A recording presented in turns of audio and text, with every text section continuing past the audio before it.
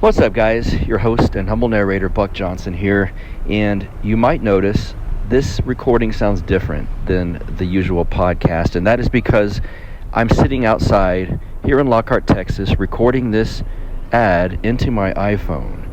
It probably sounds pretty crappy. Well, I'm doing this to show you something very cool. Many of you guys know that my production team works over at Podsworth Media, and they've been producing my show for quite a while. I get a lot of questions and people asking, who does your podcast? Why does it sound great?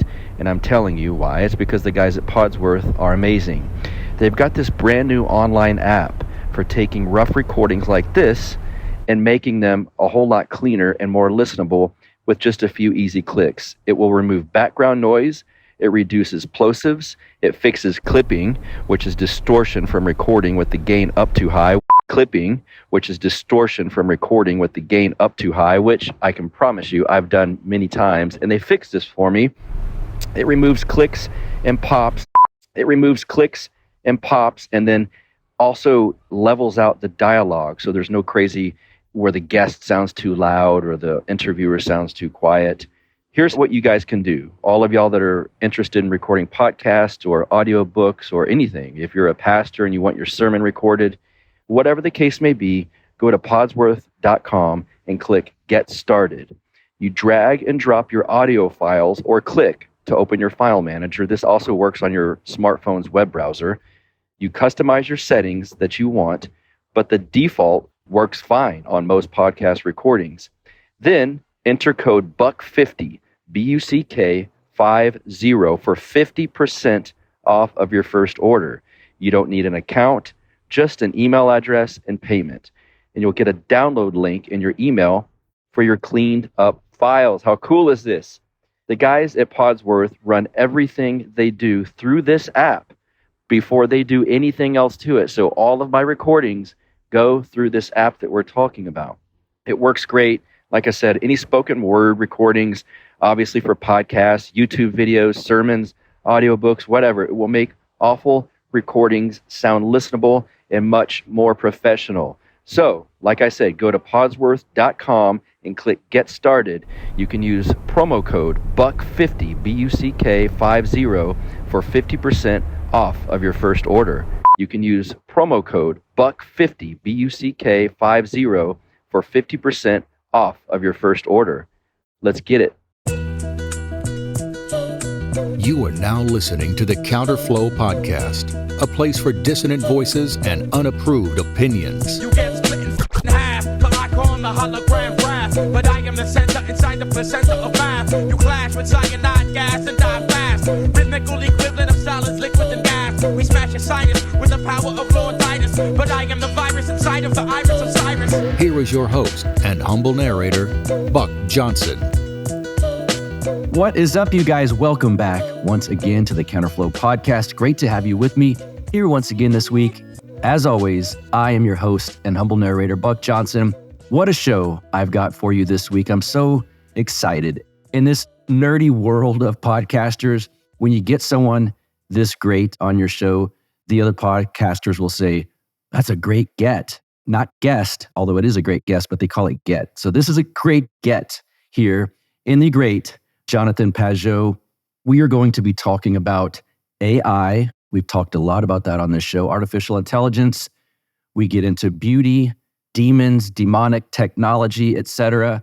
He's an iconographer. We get into iconography, again, technology. At the end, we get into, a lot of you know, I don't see that many movies, and I've never seen Lord of the Rings.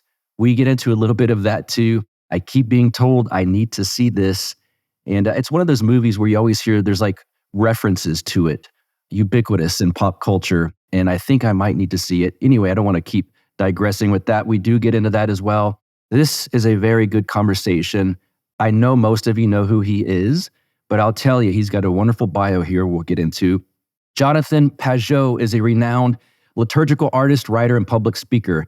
Through his popular YouTube channel and podcast, The Symbolic World, he has become a sought-out interpreter of the deep patterns in stories.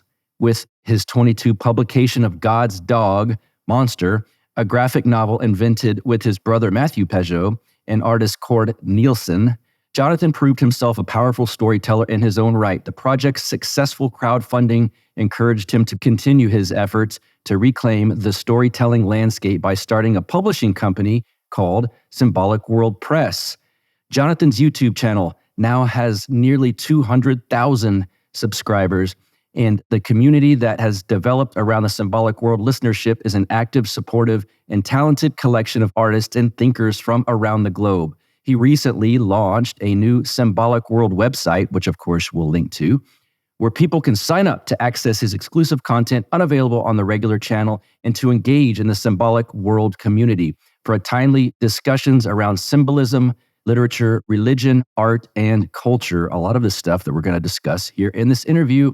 His site has also begun hosting paid courses where people can sign up for an interactive deep dive into specific works such as Beowulf, C.S. Lewis's Space Trilogy, and the rebirth of Christian metaphysics. I think a lot of those things you just heard perked your ears up, and so let's waste your time no further with me talking. Jonathan Pageau, welcome to the show, sir. How are you? Great to meet you. Doing well? Yeah, this is quite the honor. You've got a ton of wonderful content over at the Symbolic World website. It's like there's so many aspects of what you do: merch, podcasts, art, books. Can you talk about what you do over at the Symbolic World and really anything that you would like my listeners to know as far as an intro for you goes? I'll let you have the floor. And so at the outset, I would say I really was a liturgical artist, so carving icons in the Orthodox tradition. But then I also had this interest on symbolism, which was related to my interest in my carving art, let's say. But the interest in symbolism is something that I kind of kept to myself. I wrote some articles inside the church, like for a journal called the Orthodox Arts Journal. But then around 2016, I met Jordan Peterson, and he kind of took me along this crazy ride, which means that now I'm mostly doing public speaking, kind of discussing these symbolic ideas. And so I still make art, but I also, like you said, we started publishing books for kids, just books in general, then also just the whole public speaking on YouTube and everything. And I would say my goal is really to help people re-enter an ancient way of thinking and kind of understand the old stories better, try to give them tools to understand the old stories and to kind of understand the world with more insight. Yeah, Jordan Peterson has been, as I've done shows with people who come to Christianity or even more specifically Orthodoxy, he's a name that comes up a lot. And I guess, I don't know if this is too personal, we don't have to answer it, but has he ever been tempted to come towards Orthodoxy from your knowledge? Yeah, he is definitely attracted to Orthodoxy. I think in all the different Christian groups, that's where he's the most attracted to. Okay. But I don't know what that means in terms of, it's also because his life is so crazy. He basically just spends 80% of his time in other countries and planes. And so he doesn't, I don't see, at least for now, how he would need to find a priest, enter into, become a catechumen and everything. So I don't know. I have no idea how their story is going to play out, but for sure he is definitely attracted to the Orthodox tradition.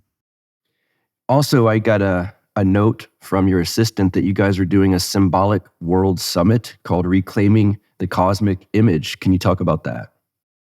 Yeah, that's in late February. So it's I think February 29th to March 2nd. It's like the first time, because of COVID also messed everything up so much, but it's the first time we're doing a live event where it's going to be like a conference, a weekend, and people, because there's some people that are quite involved in the symbolic world, and, people writing articles. There are people that are involved in the kind of online community. But at the symbolic world, we talk about how you have to go to church, right? In the sense that you have to go to church, obviously, but we have to connect in person. The online world is quite weird. And, so what we're hoping is, to give people a chance to meet each other, to spend time together, to talk. We'll have great speakers.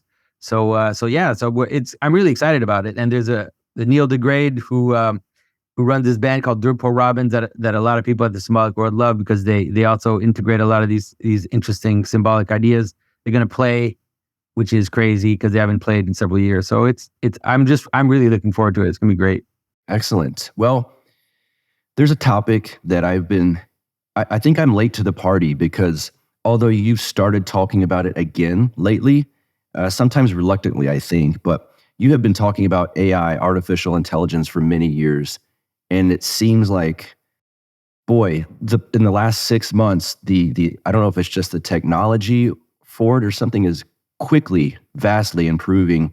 Have you seen like a cultural reaction or acceptance or enthusiasm change about AI since you've been discussing it?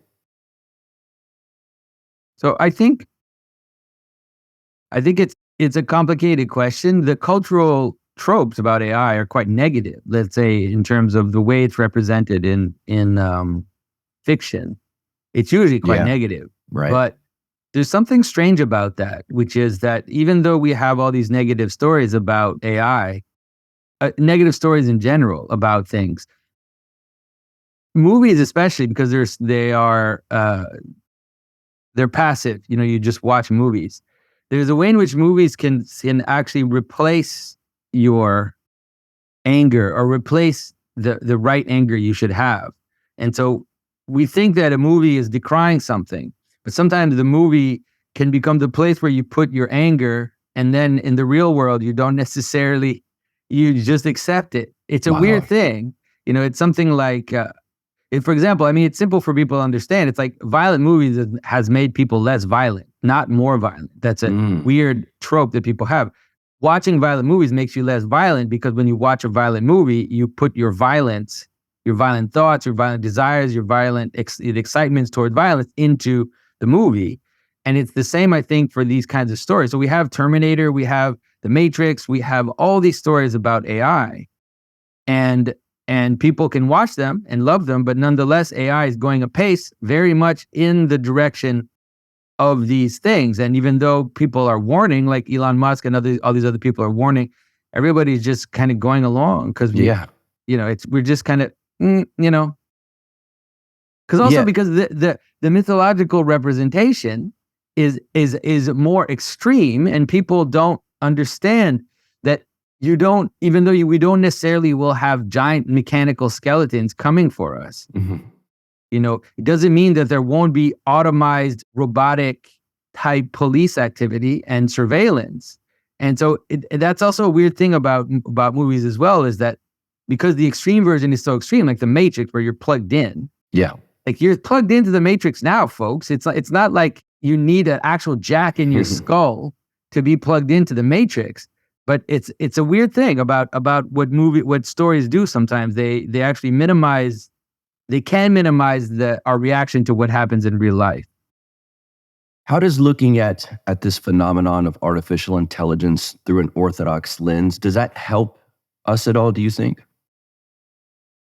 I mean, I think in a Christian lens in general, because we have a deep understanding of what intelligence is.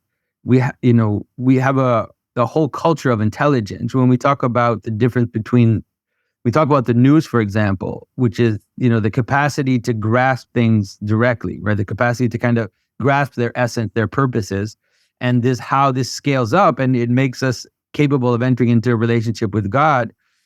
We realize that what happens at the level of in artificial intelligence is the lower form of intelligence. It's just like, the capacity to reason, to rationalize, to compare things, to also to, let's say, compare patterns, all that stuff. That's what's happening at the level of AI. And so I think for most Orthodox, this is what I don't know. Some Orthodox I think for most Orthodox, it's hard to believe in the idea of the singularity or that artificial intelligence could be conscious in itself.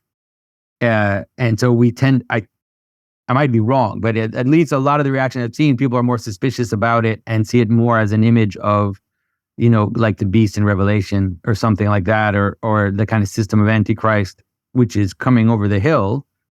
And we have this image in Revelation, which is a very powerful image about artificial intelligence. people don't tend to think of it that way, but the idea that the beast, the representative of the beast, like the little beast, makes an image of the great beast. And then because that image speaks, then people worship the beast. And so that's exactly an image of artificial intelligence or simulated intelligence or simulated reasoning. And so we have this image in Revelation. So I think a lot of people know that and are intuitively suspicious about anything which presents itself as supposedly a true artificial or true general intelligence. Mm-hmm. You were good at talking about something that I think can get lost in the discussion, but I've heard you articulate it, I think, better than anyone, is the agency of AI. People will say, oh, it has agency, and then others say, that's impossible, it can't have agency. It's literally ones and zeros, or it's a machine. How could a machine like this have agency? Can you talk about that aspect of it and what the agency really is involving AI? Yeah.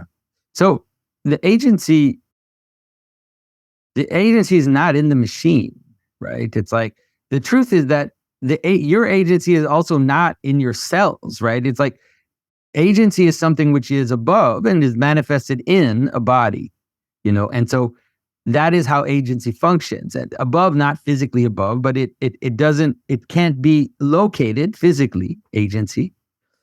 And the thing with AI is that it seems to be participating in some agency. There's no doubt about it. And the way you know whether or not it's participating in agency, and people don't look in the right place to see that AI is agentic. They look at the program and they try to see if AI is acting on them, like if there's agency in the program. But that's not the right place to look for agency, at least not at the outset. At the outset is to see if or not it's acting on us in ways that we can't completely control. Right. And that's a good way to understand it. So a good example. So if people know, maybe some people will who watch your thing knows about what we call the Moloch problem. Yes. So the Moloch problem it's based on a poem by Ginsberg, which is also based on the movie Metropolis. This idea of the machine, right? This like machine that has to be fed humans in order to continue, and that in some ways it has a life of its own. And we can see it with AI because people are rushing to implement it. And everybody's warning. They made these crazy poll. They polled all these scientists that are supposedly implementing AI, and they asked them whether they think AI will destroy the world. And I think there was like 10% of the scientists said that I think it was like 25% said that there was a 10% chance that AI would destroy the world. So it's like the people that are actually implementing the thing, a large group of them think that AI could destroy all humanity. And nonetheless, they still are implementing it. Why? Because they are the legs of an agency. They're running a race towards embodying something. And the way they're doing it is just their own greed. It's just their own greed which is pushing them to do it. But they're ultimately the pawns of a higher agency. It's really like in Lord of the Rings. It's like Sauron is trying to embody himself in the world. And what he's doing is using everybody's desire for power and for and for prestige to make it happen. And so Saruman is aligning himself with Sauron so that he can be more powerful and whatever, and he's getting what he wants, but he's ultimately making Sauron find a body, and that's what's happening now. And so people are rushing, and even Elon Musk, where everybody is like, Elon Musk is going to protect us from AI. It's like he realizes that he can't stop it, so he's like, well, if I can't stop it, then I have to do it. So he just gets on board and starts to implement AI just like everybody else. It's like a race towards destruction in some ways.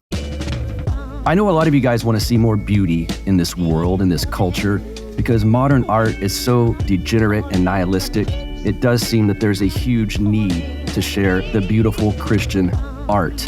Some artists are working to keep tradition alive. My good friend and friend of the show, Amy Mastrini, Amy the artist, she's been painting for 11 years. She's an Orthodox Christian. She creates icons of Jesus Christ, Mary, the saints, and so on. Her work is done in oil and gold leaf. It's really, really nice. I have some pieces from Amy. It's the perfect opportunity to beautify your home or give a gift to your loved ones for a holiday or a birthday. She sells art prints, stickers, original paintings on her website. Go check it out, amy-the-artist.com. That is amy-the-artist.com. She is currently accepting commissions as well.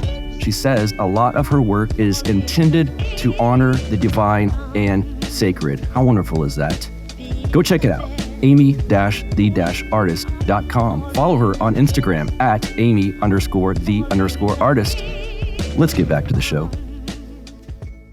And if it's been said by some that when he took over Twitter, part of that reasoning was because AI runs on all kinds of input, right, from people, and that Twitter is one big study of people inputting thoughts and language into AI, I suppose. And one of the things that I think personally worries me about the AI thing is we're fallen. We're a fallen humanity, and I think we are where AI gets the input from, like things that men think and do and want and say, and online. And online can be a cesspool of sorts. Is that fear to you? Is that overblown, or is that legitimate? There's no, I don't think it's overblown at all.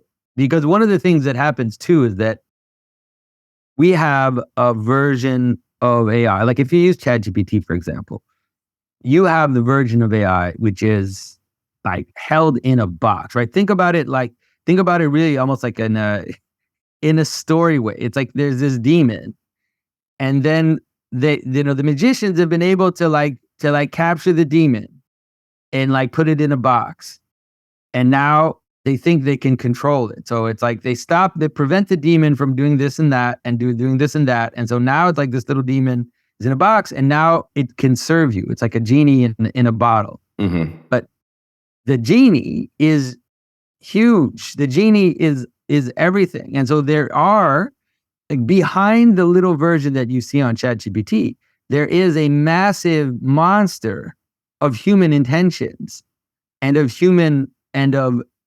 all the possibilities, like you said, of the dark aspects of human thoughts are all there. And they're being like kept out by a spell. Like, start to use like this kind of language. It's maybe the best way to understand it. Yes. They're kind of kept out by put a little white circle, right? Like, and you see in the movies, and now they've got the AI inside and they think they can kind of keep it there. It'll do its will, but it's like, it's all this at the same time. So I'll tell you a story. A few weeks ago, I went and met with some people that are talking about AI and involved in some of the AI tech, and we trying to discuss with them, trying to see what was going on. And the thing about a lot of these people is that they really do wish that things would go as best as possible. Like, it's not like you have all these scheming evil people that are like, we're going to control humanity. Everybody is just kind of doing their thing. And they know that this is where it's going. They're just kind of following along. And, the way that large language model works is that it's semantic maps, right? So it's like certain words have certain distance from other words. So think about it. It's simple if you think about it. Like if I'm going to talk about cooking, there's a certain distance between all the words. But if I'm going to talk about like going to the moon, then there are other words that are related to each other. And so it's like there are these semantic maps, and all the relationship between the words have distances and frequencies of use, and that's how the AI model predicts, right? It's like they know that if you're talking about this and if you're asking about this, they don't know. They just there is no consciousness in the AI, right? The AI simply calculates the probability of distance and then is able to spit out an answer, which is basically mapping how language works, right? So think about that, this language, this massive map, semantic map of words. And so that semantic map is like a map of human engagement that has been going on for thousands and thousands of years. It's not just now, right? It's just basically an accumulation of also concepts and relationships that have accumulated for thousands of years. So I talked to this guy who develops AI, and I said, could you summon a god through AI, right? Could you, so let's say Mars, right? The god of war. The god of war has a semantic map necessarily, right? There are words around war that are completely coherent. And when you, and this has been developing since prehistoric times, that there are certain relationships, some of them you don't even consciously know, they just exist as these relationships between words that are related to war and to its embodiment in the world.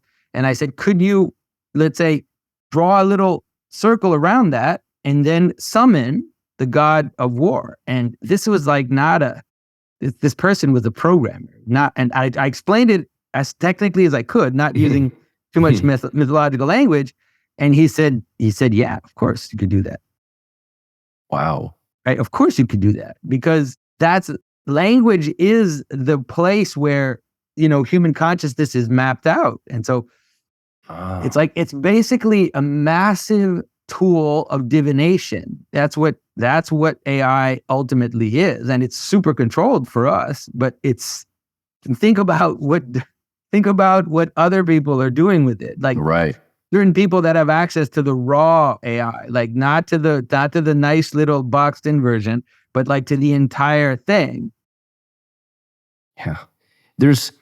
I think there's a demonic aspect of AI working on us, even if we're not actively using it. Is that something you think about? I mean, you're actively using it. You're actively using it now. Like, what do you think? It's right. Like, obviously, we'd have to not be naive about these things. Now, the thing about demons is we also have to be careful when we talk about demonic and demons, is that as Orthodox Christians, we're not like horror movie, occult thinking. Like, we have to be careful about that. Demons are always there. Demons are always around you. You're always dealing with demons. Demons are always whispering in your ear. They're always there. So it's not like we have to be, on the one hand, yes, you're right, that something like AI is dangerous, because it is like a genie in a lamp. It's like this massively powerful thing that is connected to all our desires and all our secret thoughts and all these things that nobody wants to talk about, all these taboos. It's all connected to that. But it's an accelerator of something that's already there in your life that you deal with all the time. So on the one hand, yes, it's super dangerous. On the other hand, we also have to be careful not to think that you're going to like keep yourself completely pure out of this, because it's like it's here and it's an acceleration of things that you deal with all the time. Even as a normal person without any technology, you would have dealing with these types of influences in your life no matter what. There's a materialist view that I still take on it as well. And I want to ask you about, because I have a fear that I'm going to sound like some sort of 80s Democrat. I don't know, but it's like there's an aspect of AI that really is putting people out of work. For instance, if you work at a magazine, or geez, now if you're a college professor, they're saying, well, the kids are using Chat GPT to do the test. So it's like, well, what's the point? They're just going through, they're not actually gaining knowledge. So is there some system in the future where it's just helping someone earn a specific reward or title through a college? Or if you work for an editorial company, can't AI edit better than this person doing it slowly on their own? Is there an aspect, or is that an antiquated way to view AI, or is that something that we should also be discussing? No, you're right, but it's an acceleration of something which is true about technology itself, which is that technology in Scripture is a dual thing. It is not positively portrayed in Scripture. Technology is portrayed as something which is comes from the descendants of Cain and is represented in the places where it's represented usually quite negatively. Think, for example, of the chariots of Pharaoh, right? The idea of Pharaoh with his chariots and these iron chariots. There are places in Scripture we talked about these kind of iron chariots. And so there is, in technology, has on the one hand a beneficial aspect, and on the other hand a death aspect. It's something like it's something like preventing death with death. It's a twisted vision of actually what Christ does with his death and resurrection. But it's like you put off, it's like a garment of skin, right? So God puts on this garment of skin around Adam and Eve. And on the one hand, it is making you stronger because it's protecting you from the cold. But on the other hand, it's making you weaker because now you used to be able to run around without your shirt. And now because you've covered yourself so much, you've reduced your resistance, normal resistance to other things, right? My ancestors could start a fire with like a piece of silex or whatever a long time ago when I say ancestors. And now it's like, I'm a modern person. I just flick a lighter, but if I don't have my lighter, I'm done, right? I'm fried. And so that's the problem with technology. And so yes. what information technology does is that it brings that process, which brings that process into the very mode of human thinking and consciousness.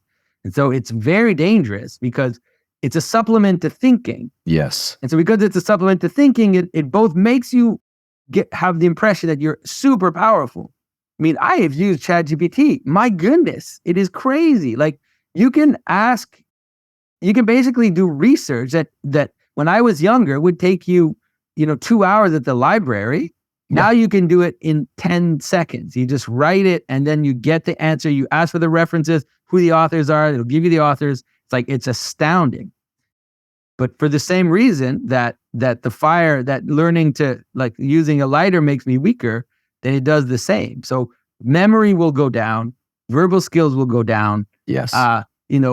Just general capacity, human capacity will diminish in the median population with AI. That for some people it'll actually make them smarter. That I think is true, and will make them more productive.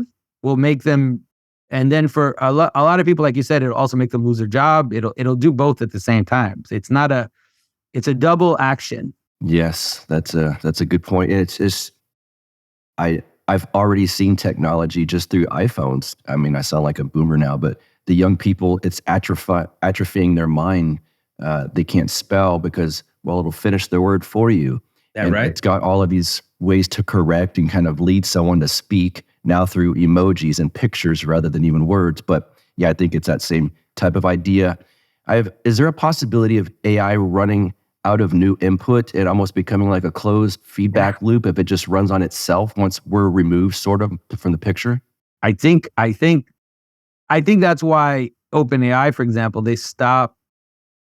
I think it's in 2020, I forget when it is. 21. Basically 21, right? So all their input is from before 2021.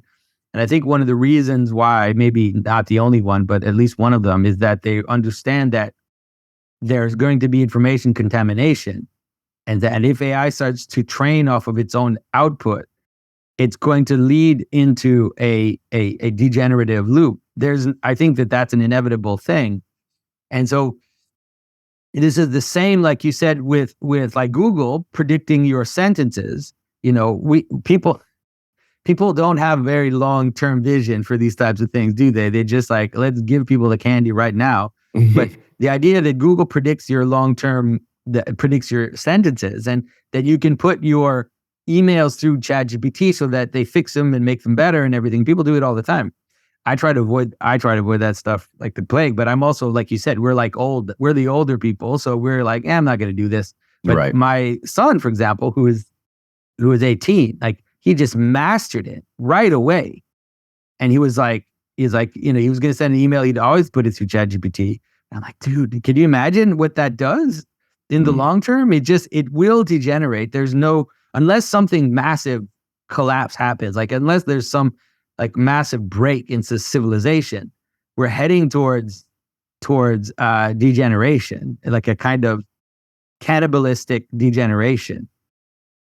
Yeah, I did a show a few weeks ago, discussing when new technology comes along and men are interested in it, oftentimes, unfortunately, it's going to involve some sort of pornography aspect or some sort of violence aspect.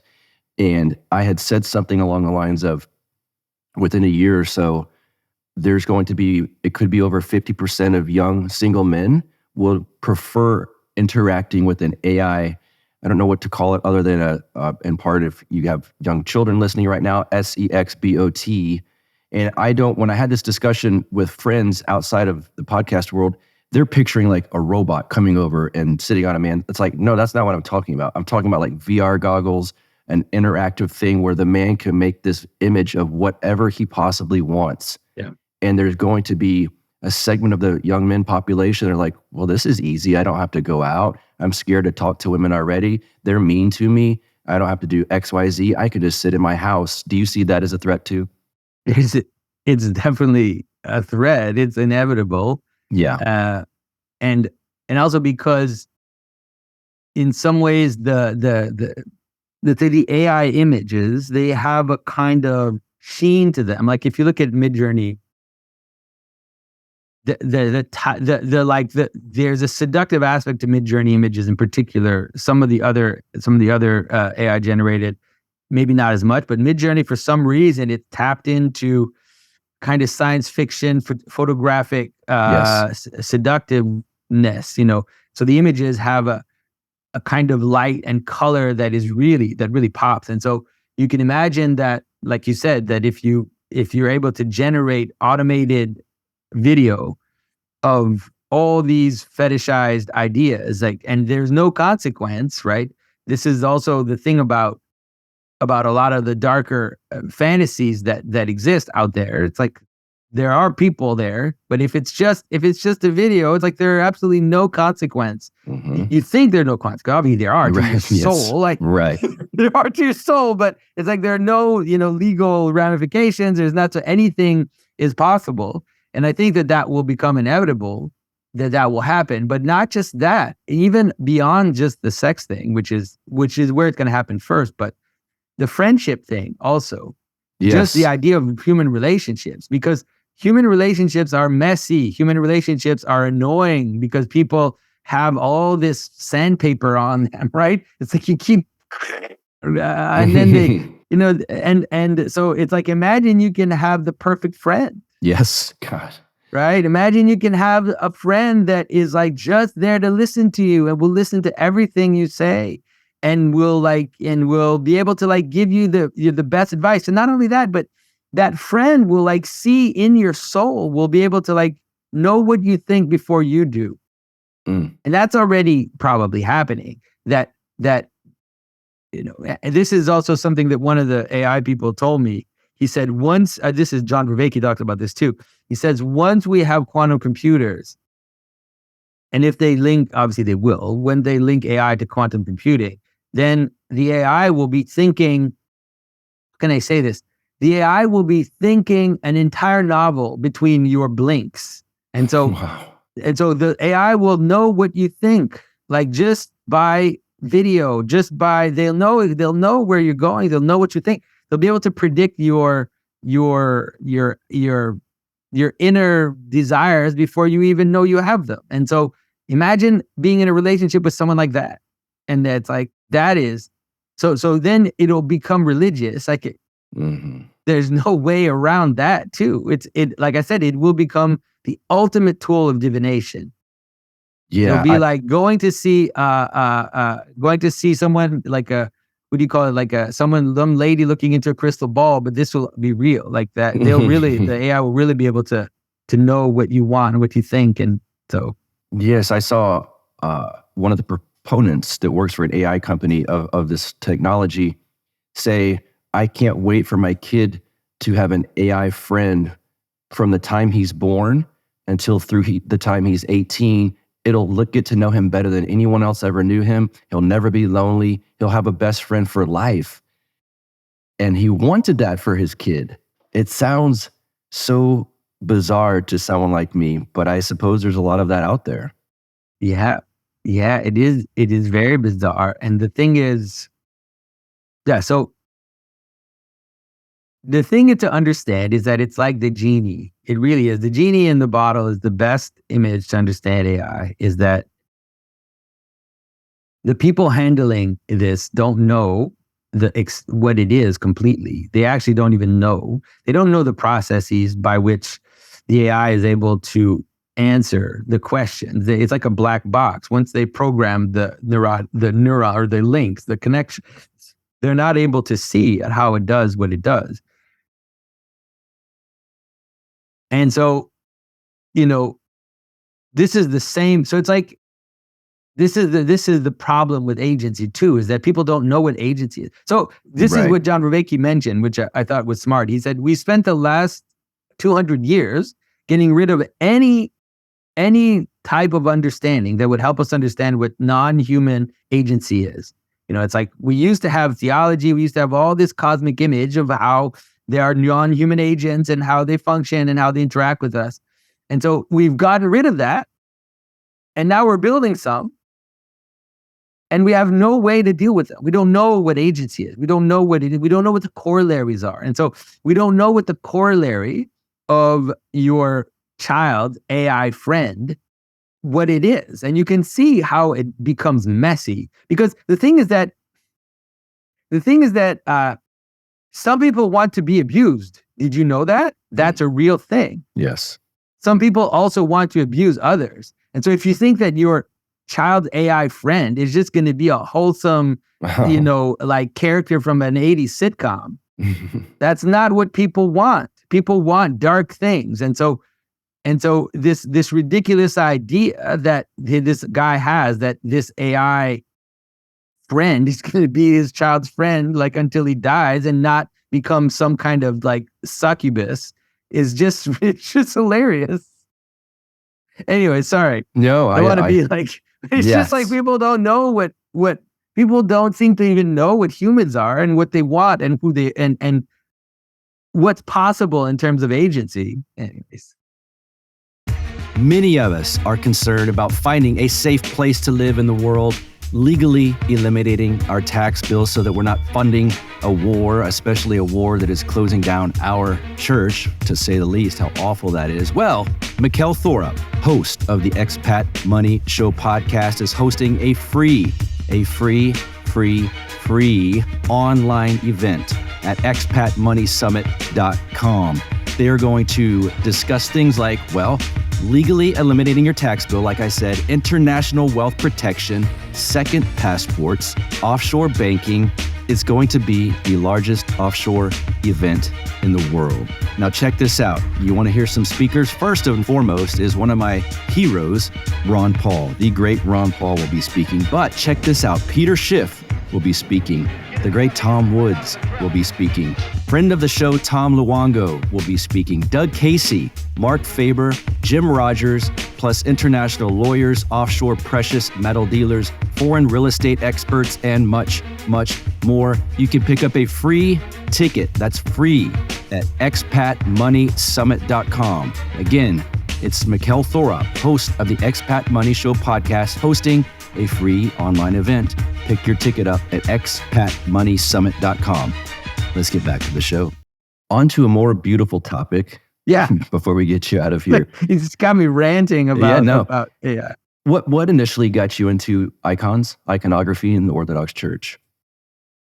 Well, it was really part of discovering the symbolic language in scripture and in the tradition, and realizing that there's kind of like this map of meaning, this map of relationships between the scripture, the liturgy, the architecture, and the icons, the visual language as well. And so I had studied painting. I was a visual artist, and I'd given up painting because I just thought the art world was just too fetishized and broken. So when I discovered the traditional language of the Christian church, I realized that it was really like a cosmic map. It really was like a kind of visual algebra, maybe as a way to describe it. And so I really fell in love with that language.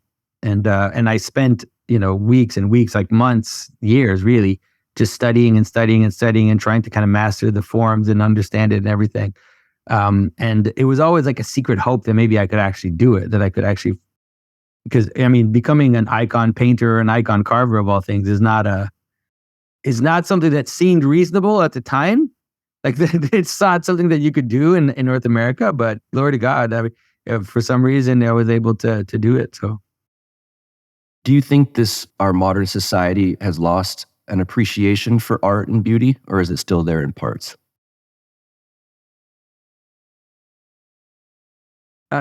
Yeah, I think so. I think people are still, I think you can't destroy people's desire for beauty. One of the things that you can do, and I think we have kind of done that, is you can weaponize it and you can also twist it. So, like, let's say our capacity to perceive beauty, it's related to pleasure to some extent, right? But it's not just pleasure. It's like there's also beauty doesn't just elicit pleasure. It elicits a kind of satisfaction of seeing things being harmoniously joined together. But you can kind of twist that because and you can, and I say this, you can make it. So, for example, like to some extent, like we talked about pornography before, it's like one of the things that make people attracted to pornography is their desire for beauty. Mm-hmm. But it's like it gets twisted and twisted and twisted and twisted, so that at some point it goes against what beauty is supposed to do. It inverts and so it. that is something that the modern world has been able to do by let's say using aspects of beauty and then weaponizing them towards other things and to our baser desires or to our desire to consume, or using it for advertisement or using it for all these things. But I think our sensibility to beauty is still, I mean, everybody finds a sunset beautiful. Mm-hmm. You know, it's like you can watch as many movies and as many like Marvel CGI extravaganzas, but if you're standing there, you might not still look for it. You might not still go for it. But if you're standing there at like 7:30 at night or whatever, and the sun is going down and the pinks and the yellows and the highlights on the clouds are going, you're gonna stop and look, you know? Mm-hmm. And then some people may even look it through their phones and then put a different filter over it. But that's right. a whole nother story. Yeah, well, there's a good image of how technology supplements that experience, just not always for the best, you know. Yes, we're at a point in time where there's literally a hashtag now, no filter needed, inferring That's that hilarious. a lot of other times we need one. Yeah, I would be remiss if I didn't ask you about something. Admittedly, I did not know about at all until I discovered your work, Saint Christopher and God's Dog. Can you talk about that? So Saint Christopher is it's a saint in the Orthodox Church, in the Catholic Church, and often people have seen him represented as a giant, or they don't even know he's a giant. It's like a man crossing a river with a little baby, with Christ as a child on his shoulder. And so there are traditions that people have forgotten about him, which is that, at least in the Byzantine representation and in some of the English and kind of Irish representations, that he was a cynocephaly, which is that he was a dog-headed man. Mm-hmm. And even if we just know the version where he has a child on his shoulder and is crossing the river, he's a giant. He's a Canaanite. You know, that's where the tradition comes from, that he's from the edge of the world. And so what I been trying to do is to use that story of St. Christopher and the fact that he's a monster and everything to help people understand what monsters are, because we live in a world of kind of monsters. Like, our world is dripping with monsters, and people don't understand their role or what it is that they could be. And so it's like a way to fight fire with fire, you could say. It's like, instead of as Christians just saying, you know, oh, here, monster's bad, you know, is to say, well, let's understand why these things exist, like why we have exceptions, why we have margins, why we have things that don't fit, why we have hybridity, all these categories, which are true categories of existence. If we can understand them properly, then we can engage with them properly.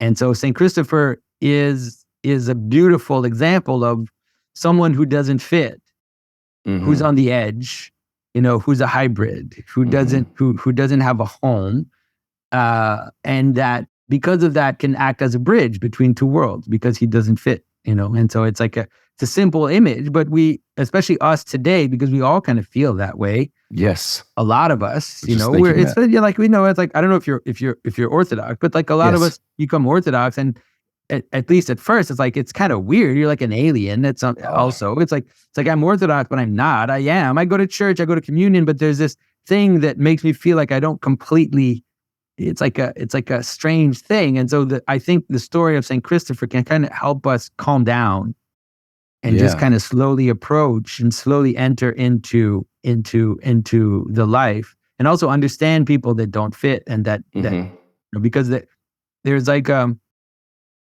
because we live in a world that, let's say, glorifies the margin and glorifies the exception and hybridity. The conservative type reacts with like, no, right? Like, I don't want that, and wants to just chop it up. But that's not the Christian. It's just not the Christian way to go. That's not the Christian way to deal with the notion of the margin. And there are Christian images of how to do that, right? And Christ shows that, for example, in how he meets the Canaanite woman. That's a dark story. It's a harsh story, but it's the beautiful story, because basically Christ calls her a dog. He's like, you're a dog. And she doesn't react with anger or with resentment. She says, all right, if I'm a dog, then maybe I can get the crumbs.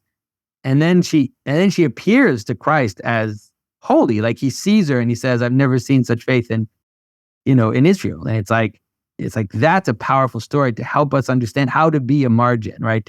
To not also, if you're marginal and you don't totally fit, you don't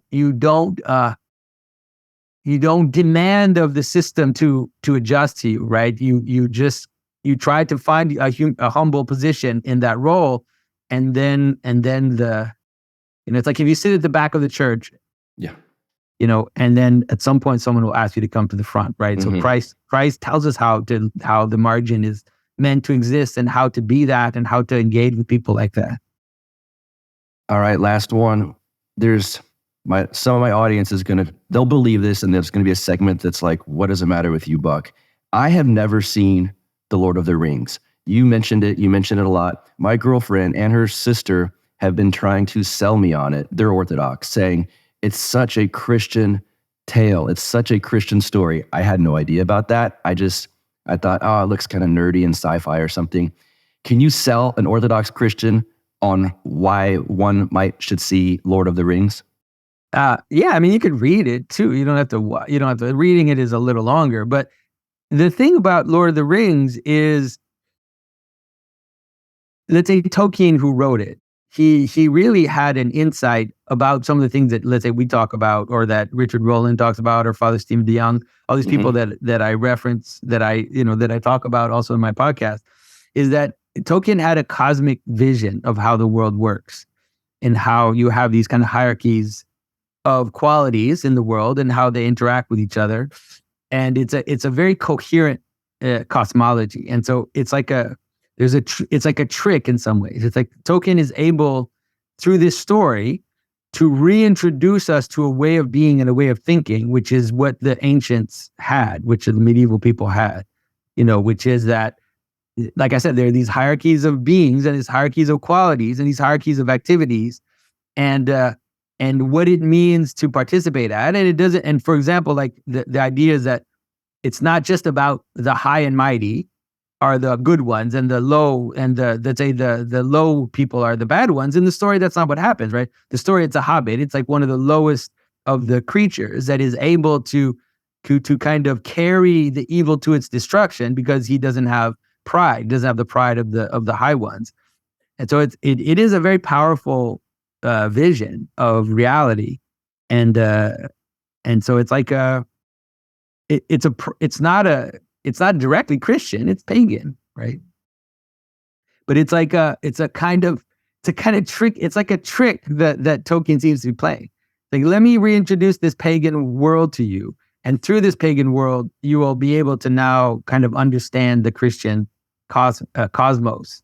C.S. Lewis did something similar in the Narnia books, but I think Tolkien does it better. Interesting. Well, I think you might have sold me. I think you might have sold me on it. I'm so honored to have had you here. Plug away anything you'd like in closing, and then we'll get you out. Well, thanks for your time. This was great. I would say if people are interested in what I'm doing, they could just go to symbolicworld.com And there you'll find, we have a lot of people writing articles and my videos, and then the different books we wrote. And also there's a community of people that are quite high quality that exchange about the ideas that I talked about here. So awesome. I'll link to all of that in the show notes. Jonathan Pageau, it's an honor. Thank you so much, sir. It's good to meet you. Thanks. All right. I hope you guys enjoyed that interview. What a humble, brilliant, articulate guest Jonathan was. As for this show, it's going to drop as they always do on Tuesday evening at 7 p.m. Central Time on the YouTube channel, which I hope you are watching as I say this. If you're not, go subscribe to that YouTube channel, and you'll always get these notifications when the episodes drop. Let's see, counterflowpodcast.com is the website. At Buck Rebel, BuckRebel on Twitter. I've got a Counterflow Podcast Instagram. Just search Counterflow Podcast, you'll find it. I always mess up on what address the Instagram stuff is. And let's see, until next week, you guys have a good one. We'll see ya. You get split in half, but I call the hologram brass. But I am the center inside the placenta of math. You clash with cyanide gas and die fast. Rhythmical equivalent of solids, liquid, and gas. We smash your sinus with the power of Lord Titus. But I am the virus inside of the iris of Cyrus. Like the sound of the Counterflow Podcast? Our audio production is provided by Podsworth Media. Check them out at podsworth.com.